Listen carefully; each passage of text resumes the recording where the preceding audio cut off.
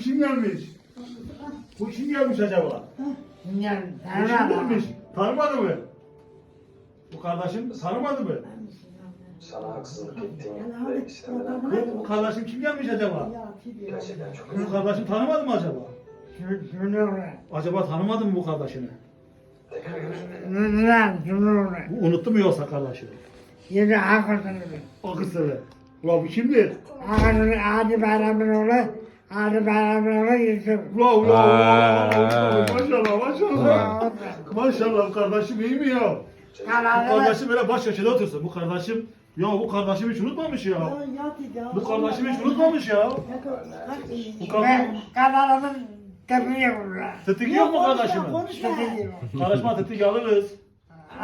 Alırız kardeşime tıtık alırız. İyi mi kardeşim? Kanka topu söyle. Kardeşini çok özlemiş. Yok. Senin kimsin? Bu Yusuf bu kardeşini çok özlemiş. Onu görmeye gelmiş. Malatya'dan gelmiş. Siz de hoş geldiniz. Hoş bulduk ablam. Bak o. Bir daha böyle bir şey yaşarsan Bu kardeşini çok özlemiş. Görmeye gelmiş. Malatya'dan gelmiş. Malzeme yok. He Malatya'dan gelmiş. Kardeşini görmeye gelmiş. Bu kardeşim iyi mi? Durumu iyi mi?